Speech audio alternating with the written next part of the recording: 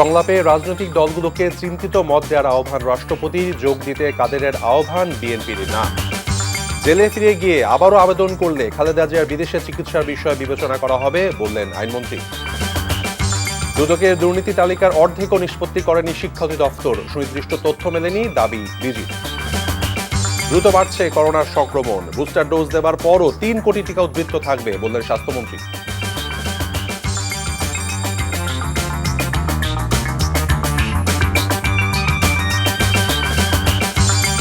আসসালামু আলাইকুম, মীর তৌফিক হোসেন স্বাগত জানাচ্ছি এনটিভির সন্ধ্যার খবরে। টিএমটি বা শিরোনাম দেখছিলেন, এবার বলছি পুরো খবর। নির্বাচন কমিশন গঠনের জন্য চলমান সংলাপে অংশ নিয়ে দেশের রাজনৈতিক দলগুলোকে সুচিন্তিত মতামত দেওয়ার আহ্বান জানিয়েছেন রাষ্ট্রপতি মোহাম্মদ আব্দুল হামিদ। কয়েকটি রাজনৈতিক দলের সাথে সংলাপে এই আহ্বান জানিয়েছেন তিনি। আজ চলমান সংলাপের ষষ্ঠ দিনে প্রথমে অংশ নেয় বাংলাদেশ ন্যাশনালিস্ট ফ্রন্ট বিএনএফ। দলের প্রেসিডেন্ট এস.এম. আবুল কালাম আজাদের নেতৃত্বে 7 সদস্যের প্রতিনিধি দল ঘণ্টাখানেক সংলাপের পর বঙ্গভবন থেকে বেরিয়ে গণমাধ্যমের কাছে 3 দফা প্রস্তাব তুলে ধরে। পরে সন্ধ্যায় ইসলামী ঐক্যজোট বাংলাদেশের চেয়ারম্যান আবুল হাসনাত আমিনী এবং মহাসচিব মুফতি ফজলুল্লাহর নেতৃত্বে 7 সদস্যের দল সংলাপে অংশ নেয়। দলটি রাষ্ট্রপতির কাছে 4 দফা প্রস্তাব দিয়েছে।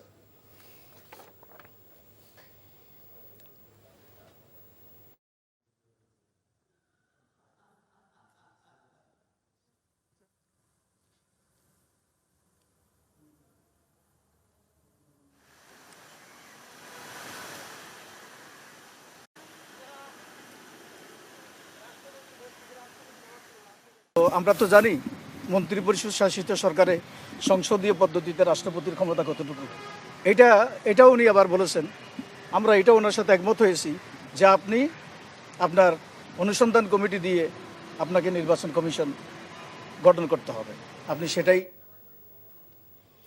আওয়ামী লীগ সাধারণ সম্পাদক ওবায়দুল কাদের বলেছেন, নেতিবাচক রাজনীতি থেকে সরে এসে শক্তিশালী নির্বাচন কমিশন গঠনে বিএনপি এগিয়ে আসবে। সকালে রাজধানীতে তার সরকারি বাসভবনে নিয়মিত ব্রিফিংয়ে তিনি কথা বলেছেন।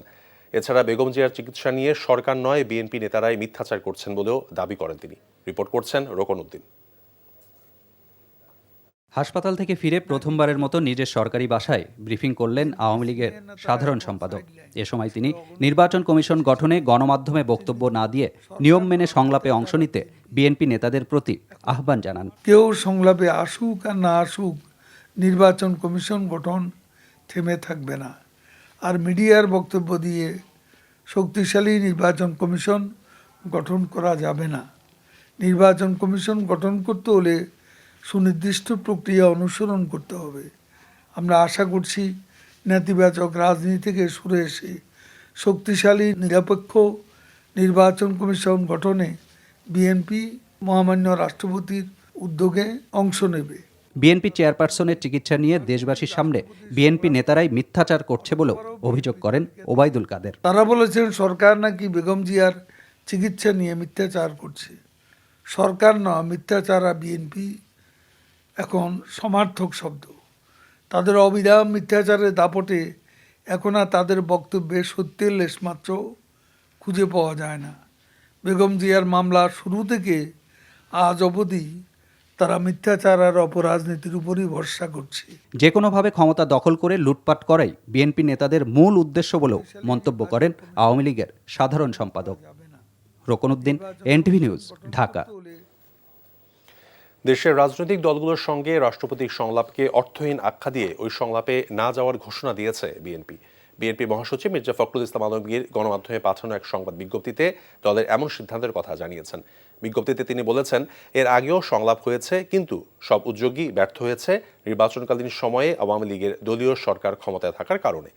বিএনপির ওই বিজ্ঞপ্তিতে বলা হয়েছে, রাষ্ট্রযন্ত্রকে বেআইনি ব্যবহার, নির্বাচন কমিশনের চরম ব্যর্থতা, অযোগ্যতার কারণে নির্বাচন ব্যবস্থা ধ্বংস হয়েছে। জনগণ তার ভোটের অধিকার হারিয়েছে। বাংলাদেশের রাজনৈতিক প্রেক্ষাপটে দলীয় সরকার বহাল রেখে নির্বাচন কমিশন কখনোই স্বাধীনভাবে নিরপেক্ষ, অবাধ ও সুষ্ঠু নির্বাচন অনুষ্ঠান করতে পারবে না, এমনটা উল্লেখ করে বিজ্ঞপ্তিতে বলা হয়েছে, রাষ্ট্রপতির সাথে সংলাপে বিএনপি যাচ্ছে না। বর্তমান অবস্থায় বিএনপি চেয়ারপারসন বেগম খালেদা জিয়া বিদেশে যেতে পারবেন না। যেতে হলে তাকে আবারও কারাবরণ করে নতুন করে আবেদন করতে হবে বলে জানিয়েছেন আইনমন্ত্রী আনিসুল হক। সকালে বাংলাদেশ ক্রাইম রিপোর্টার্স অ্যাসোসিয়েশন ক্র্যাবের বার্ষিক সাধারণ সভায় মন্ত্রী কথা বলেছেন। নির্বাচন কমিশন গঠনে আইন করা উচিত উল্লেখ করে তিনি আরও বলেছেন, রাষ্ট্রপতি যে সিদ্ধান্ত নেবেন সেভাবেই কমিশন গঠন করা হবে। আশিকুর রহমান চৌধুরীর রিপোর্ট। বুধবার সকালে রাজধানীর সেগুনবাগিচাতে বাংলাদেশ ক্রাইম রিপোর্টার্স অ্যাসোসিয়েশনের বার্ষিক সাধারণ সভা অনুষ্ঠিত হয়, যেখানে খালেদা জিয়ার বিদেশ যাওয়ার প্রসঙ্গে কথা বলেন আইনমন্ত্রী। তিনি বলেন, নিষ্পত্তি হওয়া আবেদন নতুন করে পুনর্বিবেচনা করার কোনো সুযোগ নেই, তবে কারাগারে ফিরে গিয়ে বেগম খালেদা জিয়া নতুন করে আবেদন করতে পারেন। একটা নিষ্পত্তি করার দরখাস্ত কিন্তু পুনর্বিবেচনা করার ক্ষমতা আমার নাই আইনে। এখন উনি যদি বলেন যে আমি এই আপনারা যে আমাকে শর্তযুক্ত করেছেন, ছেড়ে দিয়েছেন, এটা আমি মানি না, আমাকে জেলে নিয়ে যান, আমি আবার দরখাস্ত করব, তখন উনি দরখাস্ত করতে পারেন, তখন উনি আবার দরখাস্ত করতে পারেন। কিন্তু এই অবস্থায় ফৌজদারি কার্যবিধিতে কোথাও নাই যে তাকে আমরা এখন এই অবস্থায় সেই দরখাস্ত বিবেচনা করে আমরা তাকে বিদেশ যাওয়ার সুবিধা করে দিতে পারি, সেটা নাই। নির্বাচন কমিশন গঠনে আইন করা উচিত এমন মন্তব্য করে আইনমন্ত্রী বলেন, রাষ্ট্রপতি যে সিদ্ধান্ত দেবেন সেভাবে কমিশন গঠন করা হবে। মহামান্য রাষ্ট্রপতির এটা দায়িত্ব, মহামান্য রাষ্ট্রপতির এটা প্রেরোগেটিভ, মহামান্য রাষ্ট্রপতি যেই নির্দেশনা দিবেন। কিন্তু আইনের ব্যাপারে একটা কথা হচ্ছে যে 15ই ফেব্রুয়ারি যেহেতু এই নির্বাচন কমিশনের সময় শেষ হয়ে যাচ্ছে এবং সংসদ যখন এর মধ্যে এটা আইন করতে পারবে না, আমার মনে হয় যে এই ইলেকশন কমিশন নিয়ে গঠন নিয়ে কোনো বিতর্ক করার কোনো অবকাশ আছে বলে। জাতীয় প্রেস ক্লাবের সাবেক সভাপতি ও দৈনিক যুগান্তরের সম্পাদক সাইফুল আলম ক্রাইম রিপোর্টারদের সততা ও নিষ্ঠার মাধ্যমে পেশাদারিত্ব বজায় রাখার আহ্বান জানান। মানহানির মামলা নিয়ে জটিলতা আছে জানিয়ে তার নিরসনে আইনমন্ত্রীর কাছে দাবি জানানো হয় ডিজিটাল নিরাপত্তা আইনের যেন অপপ্রয়োগ না হয়। Ashikur Rahman Chowdhury, NTV news, Dhaka. এদিকে খালেদা জিয়ার বিদেশে চিকিৎসার কোনো সুযোগ আইনে নেই বলে আবারও জানিয়ে দিয়েছেন স্বরাষ্ট্রমন্ত্রী আসাদুজ্জামান খান কামাল। বিকেলে চট্টগ্রামের চান্দগাঁও এলাকায় স্বাধীনতার সুবর্ণ জয়ন্তী উপলক্ষে এক সমাবেশে তিনি কথা বলেছেন। তিনি আরও বলেছেন, বেগম খালেদা জিয়ার উন্নত চিকিৎসার জন্য আইনমন্ত্রী নথিতে যে তথ্য দিয়েছেন তাতে চিকিৎসার জন্য বিদেশে পাঠানোর আইনি কোনো সুযোগ নেই। এ বিষয়ে স্বরাষ্ট্র মন্ত্রণালয় কিছুই করতে পারবে না বলে মন্তব্য করেন তিনি।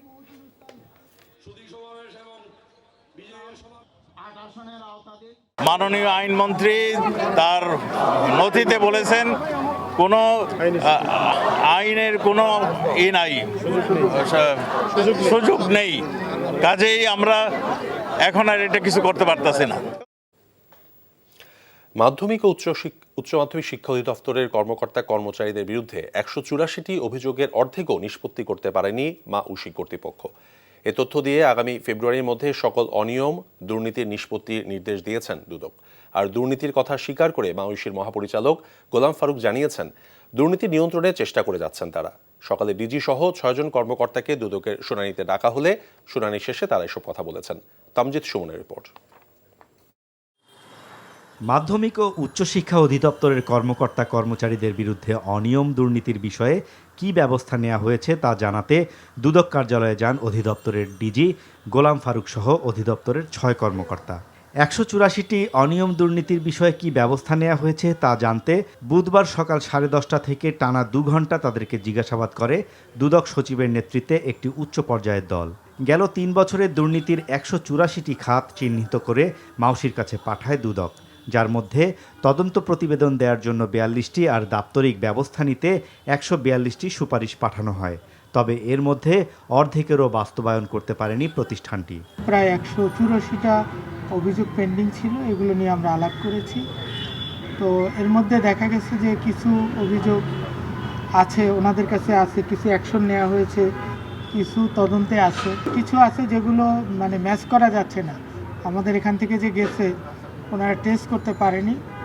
তো এইসব কারণে এগুলো নিয়ে ডিটেইল আলাপ হয়েছে এবং আমরা যেটা একটা ঐক্যমত এসেছে সেটা হলো মাউসিতে একজন ফোকাল পয়েন্ট থাকবে, যিনি আমাদের যত অভিযোগ আছে সেগুলো তার কাছে যাবে। আর অধিদপ্তরের দুর্নীতি আছে স্বীকার করে মহাপরিচালক জানান, সুনির্দিষ্ট অভিযোগ পাওয়া গেলে ব্যবস্থা নেবেন তিনি। যেগুলো এখনো সমাধান হয়নি সেগুলো স্যার আমাদেরকে সময় দিয়েছেন ফেব্রুয়ারি মাসের মধ্যে যেন আমরা এগুলো তদন্ত করে সমাধান করে স্যারের কাছে রিপোর্ট করি। দুর্নীতি মুক্ত, অ্যাবসলুট মুক্ত এটা বলা তো মুশকিল, কিন্তু এটা আমি খুব কনফিডেন্টলি বলতে পারি যে দুর্নীতি বহুলাংশে রিডিউসড হয়ে গেছে। না, আমি তো বললাম, আমি যদি অভিযোগ পাই আমার সঙ্গে সঙ্গে ব্যবস্থা। বিভিন্ন শিক্ষা প্রতিষ্ঠানে অতিরিক্ত ফি নেওয়া হলে সেগুলো ফিরিয়ে দেওয়া হবে বলেও জানান প্রতিষ্ঠানটির মহাপরিচালক। Tamjid Suman, NTV news, Dhaka. ঝালকাঠির সুগন্ধা নদীতে লঞ্চে অগ্নিকাণ্ডের ঘটনায় আরও 2 জনের মৃতদেহ উদ্ধার করা হয়েছে। এই নিয়ে মৃতের সংখ্যা দাঁড়ালো 46-এ। এখনও নিখোঁজ রয়েছে অর্ধশতাধিক যাত্রী। ঝালকাঠির সুগন্ধা এবং বিষখালী নদীর মোহনা থেকে ভোরে এক নারীর লাশ উদ্ধার করেন ফায়ার সার্ভিস কর্মীরা। আর সকাল 10:30টার দিকে মানিকসুন্দর এলাকা থেকে আরও এক যুবকের মৃতদেহ উদ্ধার করা হয়েছে। দুটি মৃতদেহে আগুনে পোড়ার চিহ্ন থাকায় ধারণা করা হচ্ছে 2 জনই লঞ্চের যাত্রী ছিলেন। লাশ ময়নাতদন্তের জন্য সদর হাসপাতালে পাঠানো হয়েছে। উদ্ধার তৎপরতা অব্যাহত রেখেছে ফায়ার সার্ভিস। বৃহস্পতিবার রাতে সুগন্ধা নদীতে বরগুনাগামী যাত্রীবাহী লঞ্চ এমভি অভিযানে আগুন লাগে।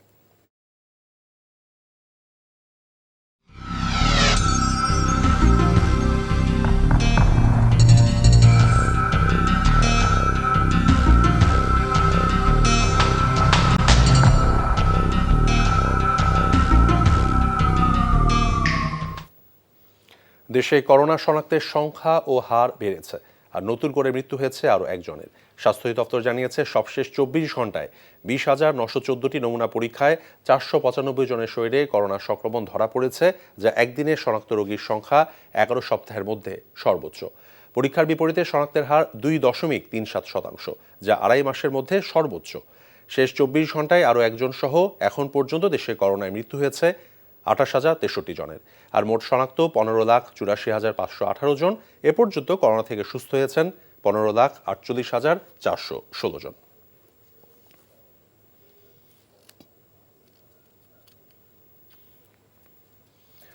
আগামী বছরের মে জুনের মধ্যে দেশের 12 কোটি মানুষকে করোনার 2 ডোজ টিকা দেওয়া হবে বলে জানিয়েছেন স্বাস্থ্যমন্ত্রী জাহিদ মালিক। সকালে রাজধানীতে এক অনুষ্ঠানে তিনি কথা বলেছেন। এছাড়া নির্ধারিত জনগোষ্ঠীকে বুস্টার ডোজ দেওয়ার পরও 3 কোটি টিকা উদ্বৃত্ত থাকবে বলে হিসাব দিয়েছেন তিনি। রিপোর্ট করছেন Jannatul Ferdous Ruba. Essential drugs company লিমিটেডের 38তম বার্ষিক সাধারণ সভা উপলক্ষে আয়োজন করা হয় এই আলোচনা সভার। সেখানে রাখা বক্তব্যে স্বাস্থ্যমন্ত্রী দাবি করেন, করোনা নিয়ন্ত্রণে সারা বিশ্বে প্রশংসা বাংলাদেশের এবং দক্ষিণ এশিয়ায় আছে সবার উপরে। সরকারের লক্ষ্যমাত্রা অনুযায়ী টিকা কার্যক্রম চলছে বলেও জানান মন্ত্রী। আমাদের টার্গেটেড পপুলেশন হলো 12 কোটি লোক, তার ফার্স্ট ডোজ 7 কোটি পেয়ে গেছে। সেই হিসাবে আমরা যদি হিসাব করি তাহলে পরে প্রায় 60% আমরা ফার্স্ট ডোজ লোক দিয়ে ফেলেছি। মে জুনের মধ্যে যাতে আমাদের টার্গেটেড পপুলেশন যেটা আছে 12 কোটি পপুলেশনকে আমরা ফুললি ভ্যাকসিনেট করতে পারি। এ সময় দেশের মানুষের জন্য ব্যবস্থা করা টিকার হিসেব তুলে ধরে স্বাস্থ্যমন্ত্রী বলেন, টিকার কোনো ঘাটতি হবে না। আমাদের 28 কোটি ভ্যাকসিন লাগবে বুস্টার ডোজ সহ। আমাদের 31 কোটি ভ্যাকসিন আমাদের পরিকল্পনা হাতে রয়েছে। কারণ বুস্টার ডোজ দেওয়ার পরেও আমাদের 3 কোটি ভ্যাকসিন আমাদের থাকবে। আর শুধু টিকা দিয়ে করোনার নতুন ধরন ওমিক্রন নিয়ন্ত্রণ করা যাবে না জানিয়ে মাস্ক ব্যবহার সহ সবাইকে স্বাস্থ্যবিধি মেনে চলার পরামর্শ দেন স্বাস্থ্যমন্ত্রী। সংক্রমণ থেকে রক্ষা করবে আমাদের মাস্ক, সামাজিক দূরত্ব। জান্নাতুল ফেরদৌস রুবা, এনটিভি নিউজ, ঢাকা। আলোচিত রিজেন্ট হাসপাতালের চেয়ারম্যান মোহাম্মদ শাহেদ ওরফে শাহেদ করিমের বিরুদ্ধে জ্ঞাত আয় বহির্ভূত সম্পদ অর্জনের মামলায় চার্জশিট দাখিলের প্রস্তাবে অনুমোদন দিয়েছে দুর্নীতি দমন কমিশন। এবছরের 3 মার্চ মামলাটি দায়ের করে দুদক। মামলার তদন্ত কর্মকর্তা যথারীতি তদন্তপূর্বক প্রতিবেদন দাখিল করেছেন। প্রতিবেদন পর্যালোচনায় দেখা যায়, আসামি মোহাম্মদ শাহেদ নির্ধারিত সময়সীমা অনুযায়ী সম্পদ বিবরণী দাখিলে ব্যর্থ হন এবং আয়ের উৎসের সাথে অসঙ্গতিপূর্ণ 1,59,17,513 টাকার অস্থাবর সম্পদ অর্জন করে তা দখলে রেখে দুদক আইনে শাস্তিযোগ্য অপরাধ করেছেন। এই কারণে কমিশন 2টি ধারায় চার্জশিট দাখিলের সুপারিশ করে প্রতিবেদন দাখিল করেন। তদন্ত কর্মকর্তার দাখিল করা প্রতিবেদনের সুপারিশের আলোকে দুদক চার্জশিট দাখিলের প্রস্তাবে অনুমোদন দিয়েছে। এবার অন্য প্রসঙ্গ। ব্যাংকিং খাতে খেলাপিদের পক্ষে কাজ করার প্রবণতা রয়েছে, তাই দেশের অর্থনীতিকে খেলাপি ঋণের বোঝার খেসারত দিতে হচ্ছে বলে জানিয়েছেন অর্থনীতিবিদরা। অর্থনৈতিক প্রবৃদ্ধিকে আরও গতিশীল রাখতে প্রয়োজন অর্থ মন্ত্রণালয় এবং বাংলাদেশ ব্যাংকের মধ্যে সমন্বয়। বিস্তারিত মুশফিকুস সালেহিনের রিপোর্টে। দৈনিক বণিক বার্তা আয়োজিত দ্বিতীয় বাংলাদেশ অর্থনৈতিক সম্মেলনে 5 দশকের অভিযাত্রায় কেন্দ্রীয় ব্যাংক শীর্ষক আলোচনায় আর্থিক খাতের স্থিতিশীলতা রক্ষায় তৈরি হওয়া বিভিন্ন চ্যালেঞ্জগুলো আলোচনায় উঠে আসে। ব্যাংকিং খাতে খেলাপি ঋণের বোঝা 1 লাখ কোটি টাকার সীমা ছাড়িয়েছে। এই ঋণ খেলাপিদের পক্ষে কাজ করার প্রবণতাকে সামাজিক ব্যাধির সাথে তুলনা করেন প্রধানমন্ত্রীর অর্থ উপদেষ্টা মশিউর রহমান। আর বাংলাদেশ ব্যাংকের সাবেক গভর্নর মোহাম্মদ ফরাসউদ্দিন আর্থিক অনিয়মের তদন্তে স্বচ্ছতা নিশ্চিতের ওপর জোর দেন। যে নন পারফর্মিং লোন এটা নিয়ন্ত্রণের বাইরে চলে গেছে। ব্যাংকের যে টাকাটা ফেরত পাওয়ার কথা ব্যাংক পাচ্ছে না, তাহলে ব্যাংকের ঋণ দেওয়ার ক্ষমতা কমে যায়, লোনেবল ফান্ড কমে যায়। এটা একটি সামাজিক অপরাধ। বাণিজ্যিক ব্যাংক থেকে তারা তো স্বল্পকালীন আমানত আর দীর্ঘকালীন ঋণ দিয়ে, এর ফলে ওই সিস্টেমটা কিন্তু ওই যে একটা খেলাপিমুখী হয়ে গেল, এখান থেকে এখনো পর্যন্ত আমরা কিন্তু রিকভার করতে পারি না। বাংলাদেশ ব্যাংকের গভর্নর ফজলে কবির আর্থিক খাতের স্থিতিশীলতা রক্ষায় কেন্দ্রীয় ব্যাংকের নেয়া বিভিন্ন পদক্ষেপের কথা তুলে ধরেন। আর অর্থ মন্ত্রণালয়ের সিনিয়র সচিব দেশের অর্থনীতির ক্রমবর্ধমান আকারের সুফল ভোগের ক্ষেত্রে অর্থ মন্ত্রণালয় আর কেন্দ্রীয় ব্যাংকের সমন্বয়ের উপর জোর দেন। Central banks have been broadly relying on their conventional toolkits like policy interest rates, minimum required reserve, etc. to maintain price stability and control economic fluctuations. Central bank এবং সরকারের যে আমাদেরকে ফিসক্যাল অথরিটি বলি, অর্থ মন্ত্রণালয়, এই দুটো যদি হ্যান্ড টু হ্যান্ড কাজ না করে তাহলে কিন্তু ডিজায়ার্ড যে গোল সেটা অ্যাচিভ করা অনেক ডিফিকাল্ট। এ সময় দেশের আর্থিক খাতের জন্য বেশ কিছু পরামর্শ তুলে ধরেন বাংলাদেশ ব্যাংকের সাবেক গভর্নর আতিউর রহমান। রেমিটেন্সের জন্য যে নগদ সহায়তা দেওয়া হয় সেটি আরো 1% বাড়িয়ে দেওয়া হোক। ডলার ডিটারমিন যে বন্ডগুলো বাংলাদেশ ব্যাংক বিক্রি করে বা সরকার বিক্রি করে, সেগুলোর রেট অফ ইন্টারেস্ট খানিকটা বেশি, দরকার হলে একটু রেট অফ ইন্টারেস্ট কমিয়ে দেন। সেই সাথে অর্থনীতিবিদরা মনে করেন মুদ্রাবাজার নিয়ন্ত্রণ এবং আন্তঃব্যাংকিং দেনা পাওনা নিষ্পত্তিতে কেন্দ্রীয় ব্যাংককে সক্রিয় উদ্যোগ নিতে হবে। Mushfiq Us-Saleheen, NTV news, Dhaka. কক্সবাজার সমুদ্র সৈকতে নারী ও শিশুদের জন্য আলাদা সংরক্ষিত এলাকা করা হয়েছে। দুপুরে সৈকতের লাবণী পয়েন্টে এই জোনের উদ্বোধন করেন কক্সবাজার জেলা প্রশাসক মামুনুর রশিদ। পর্যটকদের নিরাপত্তার কথা চিন্তা করে শুধু নারী ও শিশু পর্যটকদের সংরক্ষিত এলাকা উদ্বোধন করা হয়েছে। সংরক্ষিত এলাকাটিতে নারী পর্যটকদের জন্য রয়েছে আলাদা ড্রেসিং রুম এবং লকার রুম। কক্সবাজার সমুদ্র সৈকতে বেড়াতে আসা নারী পর্যটকদের যাদের ইচ্ছা বা স্বেচ্ছায় এই বিশেষ এলাকায় প্রবেশ করতে পারবেন। এজন্য 100 থেকে 150 গজ এলাকা নির্ধারণ করে দিয়েছে জেলা প্রশাসন।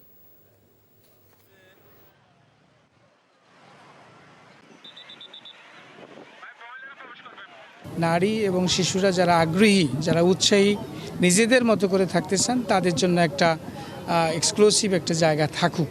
আমরা কোনো বিষয়ে নেতিবাচক না, আমরা ইতিবাচকভাবে সব বিষয়ে চিন্তা করব এবং নিশ্চয় একটা ভালো যদি কোনো উদ্যোগ থাকে সেখানে আমরা সকলেই সমন্বিতভাবে সহযোগিতা করব।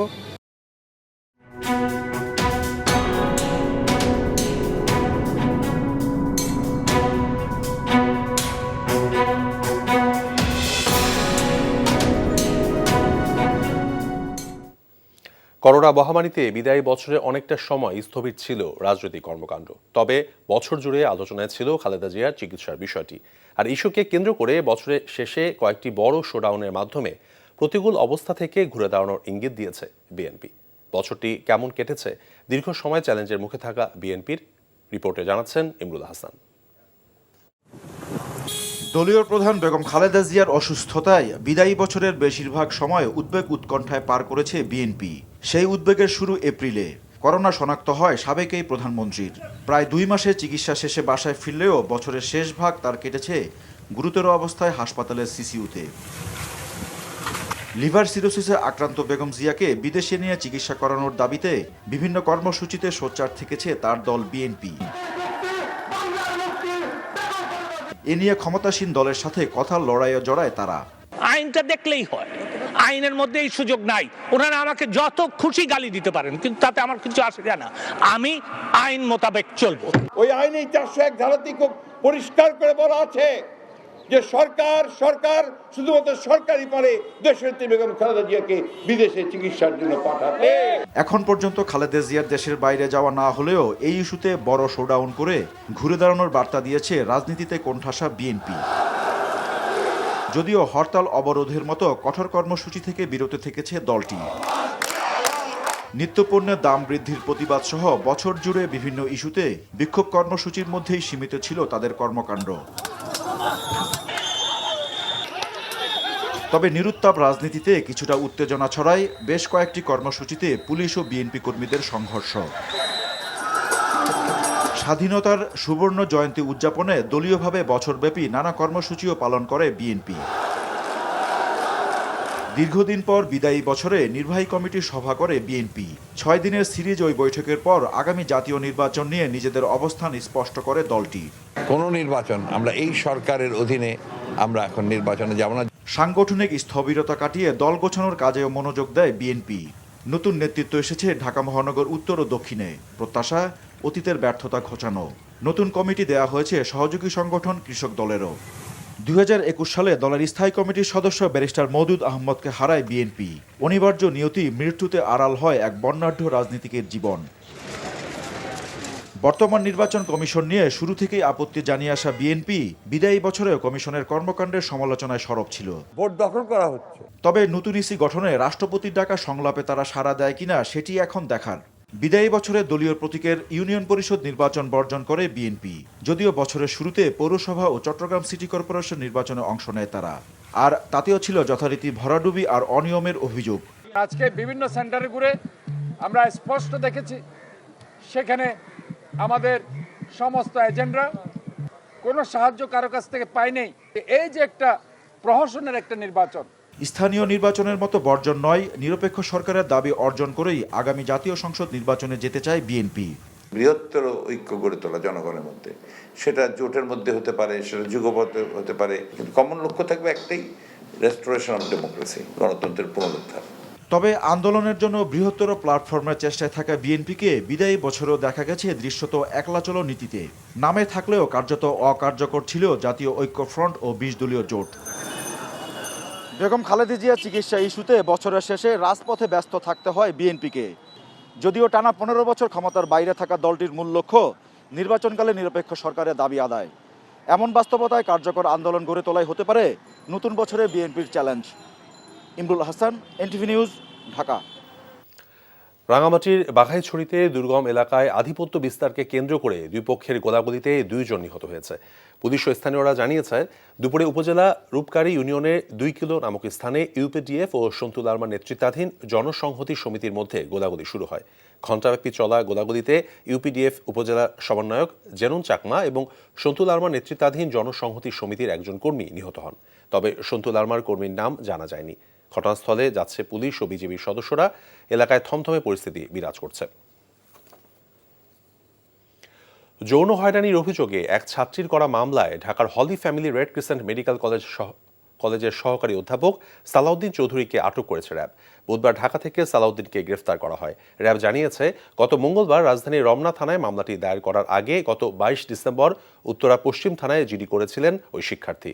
র্যাব আরও জানিয়েছে, শিক্ষক সালাউদ্দিন ওই ছাত্রীকে নানানভাবে কুপ্রস্তাব দেন। তবে তাতে ওই ছাত্রী সাড়া না দেয়ায় 2টি কোর্স তাকে ফেল করানোর অভিযোগও করেন বলে জানিয়েছে RAB. BNP chairperson Begum Khaleda জিয়ার মুক্তি এবং বিদেশে সুচিকিৎসার দাবিতে আজ 3 জেলায় সমাবেশ করেছে বিএনপি। এদিকে ফেনীতে প্রশাসন ঘোষিত 144 ধারার মধ্যেই বিএনপি নেতাকর্মীরা বিক্ষোভ করতে চাইলে পুলিশের সঙ্গে সংঘর্ষ হয়। পূর্ব ঘোষণা অনুযায়ী বুধবার দুপুরে বিএনপির সমাবেশের প্রস্তুতি নিয়েছিল, কিন্তু গত রাতে যুবলীগের পক্ষ থেকে একই স্থানে কর্মী সভা করার ঘোষণা দেওয়া হয়। এরপরই পরিস্থিতির অবনতির আশঙ্কায় ফেনী পৌর এলাকায় সকাল 6টা থেকে রাত 12টা পর্যন্ত 144 ধারা জারি করে জেলা প্রশাসন। সমাবেশ করতে না পারায় সকালে ফেনী শহরে তাকিয়া রোডে বিক্ষোভ সমাবেশ করতে যান বিএনপি নেতাকর্মীরা। তবে পুলিশের বাধার মুখে তা পণ্ড হয়ে যায়। এ সময় পুলিশের সাথে বিএনপির ধাওয়া পাল্টা ধাওয়ার ঘটনা ঘটে। বিএনপি চেয়ারপারসন বেগম খালেদা জিয়ার মুক্তি ও বিদেশে সুচিকিৎসার দাবিতে নোয়াখালী এবং ঝিনাইদহে সমাবেশ অনুষ্ঠিত হয়েছে। খোলায় অনুষ্ঠিত সমাবেশে বিএনপির ভাইস চেয়ারম্যান হাফিজউদ্দিন আহমদ বলেছেন, এভাবে খালেদা জিয়ার মুক্তি আর চিকিৎসা হবে না, রাজপথের আন্দোলন করে 1 সপ্তাহের মধ্যে দাবি আদায় করা হবে।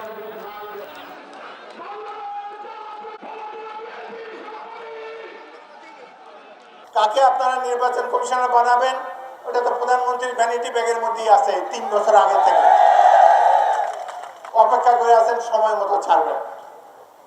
আগের বার বেগম খালেদা জিয়া নেতৃবৃন্দকে নিয়ে ডেলিগেশন নিয়ে বঙ্গভবনে গিয়েছেন। কি পেয়েছি? কিছুই পাইনি। অতি অল্প সময়ের মধ্যে এই স্বৈর সরকারকে বিদায় নিতে হবে বাংলাদেশ থেকে। নারায়ণগঞ্জ সিটি কর্পোরেশন নির্বাচনে আওয়ামী লীগ মনোনীত প্রার্থী ডক্টর সেলিনা হায়াত আইভি এবং স্বতন্ত্র প্রার্থী তৈমুর আলম খন্দকার প্রচারণায় ব্যস্ত সময় পার করছেন। নৌকা প্রার্থী সেলিনা হায়াত আইভি বিকেলে ৮ নম্বর ওয়ার্ডে প্রচারণায় নামেন। ভোটারদের দাঁড়ে দাঁড়ে ঘুরে আবারও মেয়র নির্বাচিত হলে এলাকাবাসীর জন্য কাজ চালিয়ে নেবার প্রতিশ্রুতি দিয়েছেন তিনি। এদিকে বিএনপি চেয়ারপারসনের উপদেষ্টা স্বতন্ত্র প্রার্থী অ্যাডভোকেট তৈমুর আলম খন্দকার সকাল থেকে সিদ্ধিরগঞ্জে কর্মীদের নিয়ে সিটি কর্পোরেশনের ১ ও ২ নম্বর ওয়ার্ডে নির্বাচনী প্রচারণা চালিয়েছেন। নির্বাচনে মূল প্রতিদ্বন্দ্বিতা হবে আওয়ামী লীগ মনোনীত এবং স্বতন্ত্র প্রার্থীর মধ্যে।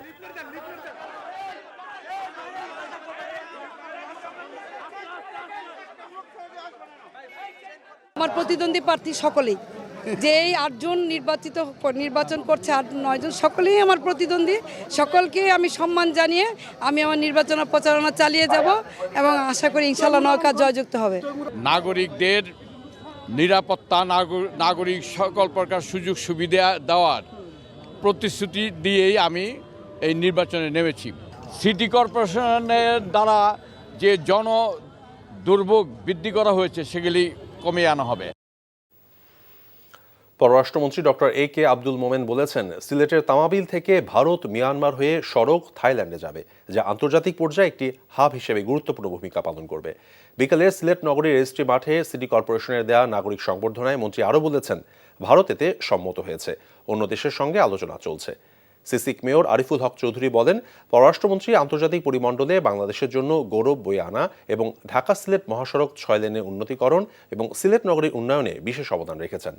উন্নয়নের এই ধারাবাহিকতা ধরে রাখার প্রত্যাশা ব্যক্ত করেন তিনি। মন্ত্রী আরও বলেছেন, মেয়র অন্য রাজনৈতিক মতাদর্শের হলেও উন্নয়নের ক্ষেত্রে মতপার্থক্য থাকবে না, তাকে নিয়েই তিনি কাজ করে যাবেন।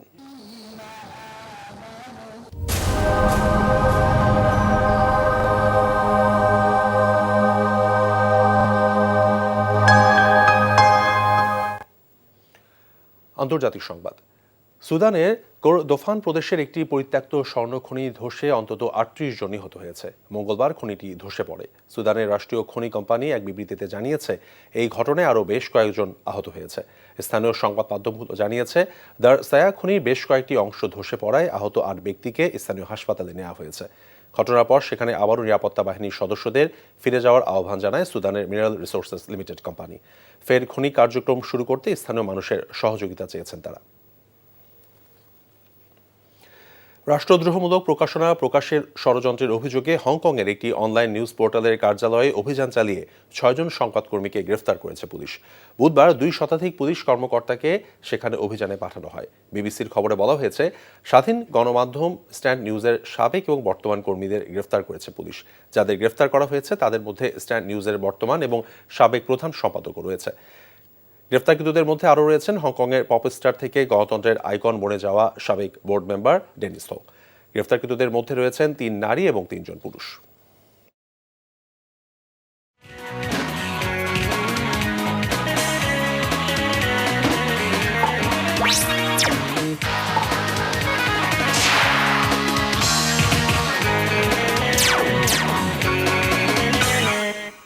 খেলার খবর। বাংলাদেশ নিউজিল্যান্ড একাদশের মধ্যকার 2 দিনের প্রস্তুতি ম্যাচ ড্র হয়েছে। রাহি তাসকিনদের ভালো বোলিংয়ের পর জয় মুশফিক ব্যাটাতে 50 করেছেন। তরুণ ওপেনার মাহমুদুল হাসান জয় মনে করেন, টেস্ট সিরিজের আগে ব্যাটে বলে ভালোই প্রস্তুতি রয়েছে তাদের।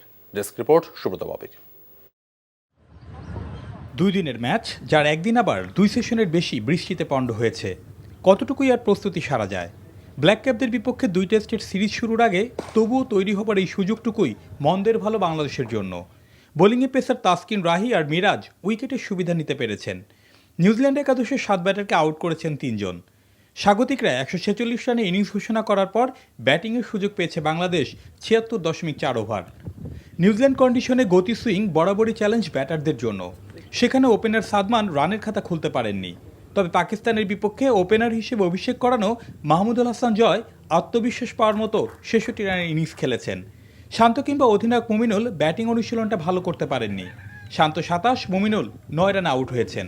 পাকিস্তান সিরিজে ভালো ব্যাটিং করা মুশফিক 66 আর লিটন দাস 41 রানে ইনিংস খেলেছেন। ইয়াসিরের 21 ও মিরাজের অপরাজিত 20 রানে 8 উইকেটে 269 রান করেছিল বাংলাদেশ। ড্র হয় প্রস্তুতি ম্যাচ। আমরা এখানে অনেক দিন আগে আসছি, বাট 10 দিনের কোয়ারেন্টাইন ছিল। কোয়ারেন্টাইন শেষে আমরা যেই কদিন প্র্যাকটিস করার সুযোগ পেয়েছি, একটা প্র্যাকটিস ম্যাচ খেলার সুযোগ পেয়েছি। আজকে প্র্যাকটিস ম্যাচের সেকেন্ডে ছিল। আমরা ব্যাটিংয়ে মোটামুটি আমরা ভালোই পারফর্ম করি। আমি 66 করি এবং মুশফিক ভাইও 62 মতো করে। সো আমরা আমাদের প্রিপেয়ারটা অনেক ভালো হয়েছে।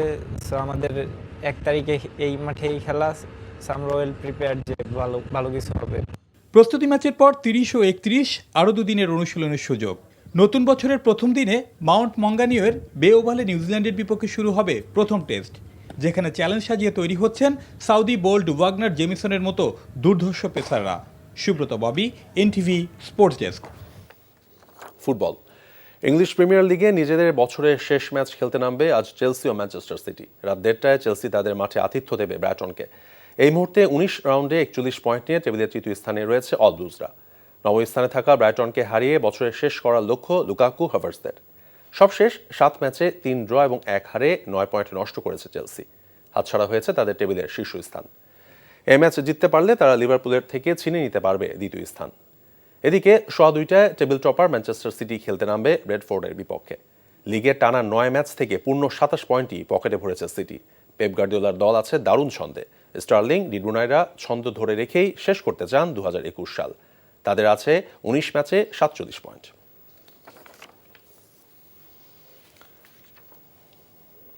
বাংলাদেশ আওয়ামী লীগের যুব এবং ক্রীড়া উপকমিটি আয়োজিত প্রীতি ম্যাচে সবুজ দলের কাছে লাল দলের হার। দুপুরে রাষ্ট্রের সুবর্ণ জয়ন্তী এবং মুজিব জন্মশতবার্ষিকী উপলক্ষে আয়োজিত 70, 80 এবং 90 দশকের মাঠ কাঁপানো ফুটবলারদের নিয়ে গড়া প্রীতি ম্যাচে রূপু, মামুন বাবু ও টিটুদের নিয়ে গড়া শক্তিশালী লাল দল আসলাম ও মনিদের কাছে হেরেছে। খেলার দ্বিতীয়ার্ধে সবুজ দলের হয়ে মনি একমাত্র গোলটি করেন। খেলা শেষে এক আলোচনা অনুষ্ঠানে প্রধান অতিথি যুব ও ক্রীড়া উপকমিটির চেয়ারম্যান মোজাফফর হোসেন পল্টু বক্তব্য রাখেন।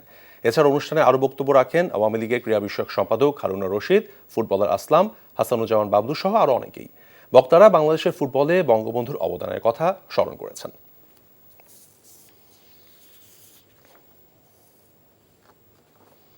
খবর শেষ করছি, তবে যাবার আগে একেএস টিএমটি বা শিরোনামগুলো বলছি আরও একবার। সংলাপে রাজনৈতিক দলগুলোকে চিন্তিত মত দেওয়ার আহ্বান রাষ্ট্রপতির। যোগ দিতে কাদেরের আহ্বান বিএনপির না। জেলে ফিরে গিয়ে আবারও আবেদন করলে খালেদা জিয়ার বিদেশে চিকিৎসার বিষয় বিবেচনা করা হবে বললেন আইনমন্ত্রী। দুদকের দুর্নীতি তালিকার অর্ধেকও নিষ্পত্তি করতে পারেনি শিক্ষা অধিদপ্তর, সুনির্দিষ্ট তথ্য মেলেনি, দাবি ডিজি।